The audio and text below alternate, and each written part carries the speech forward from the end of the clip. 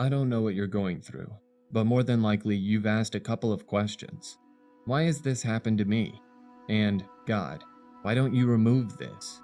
And remember this, more important than God removing the difficulty, hardship, pain, and suffering, more important to Him than that is that you and I learn something, that we benefit, that we walk away from whatever we're going through in life, being able to say deeply within our heart, honestly, thank you, dear God, for all you've brought me through. Thank you, dear God, for what you're in the process of teaching me in this. Many people don't want to be taught. Many people just want a quick escape.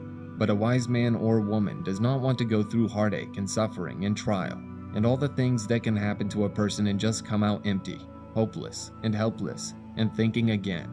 Wonder what God is up to in my life in all this. Do I believe that God loves me enough that He's up to something good? So, from the viewpoint of wisdom, what are the purposes of these trials in our life?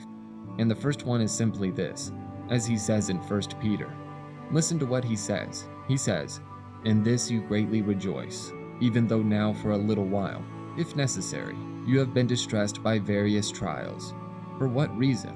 He says, "Look, right now you're going through a difficult time, so that in order, that for this purpose, that the proof of your faith, and that is, not proof and like we think about it, but prove, that is being approved." That's what the word means. In order that our faith would be approved, we prove that is strong, being more precious than gold, which is perishable. He says in God's eyes, look at this, your faith is more valuable as far as God is concerned than gold and silver and all the rest. So, he says one of the reasons that we're going through trial is for God to do something to your faith. One of your greatest assets is your faith, because it's by your faith. And how many times we go to the scriptures and we find verses in the Bible about prayer, and linked with that of faith, trusting God. And so God tests us by allowing us to be persecuted, hurt, pain, suffering, all kinds of loss, whatever it might be. And as He watches us walk through that, and as He sees our faith growing, and we persevere, and we don't quit, we don't give up, we don't grow bitter and resentful and hostile toward other people because of what's happening to us. What happens? Our faith grows, and the greater your faith, the stronger your personal relationship to the Lord. When I feel pain more than I think I can bear, can I still say, God, I truly love you? It's those tests in which we find out who we really are, what we're like.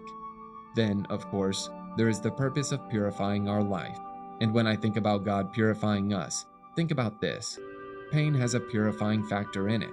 There's something about pain that purifies. It reaches the depths of our soul and our spirit and brings us to the reality and the truthfulness about ourselves.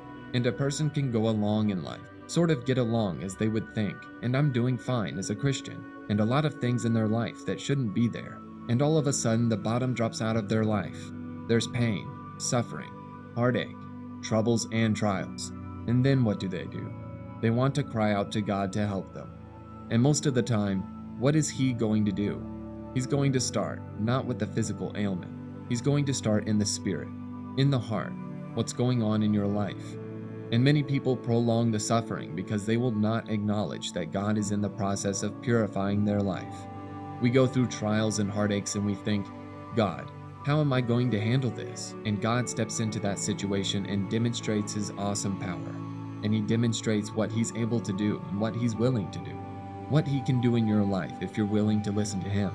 So, God has purposes. He doesn't let these things go by without specific purposes, and so that's one of them. His purpose is to provide Christ-like character in our life.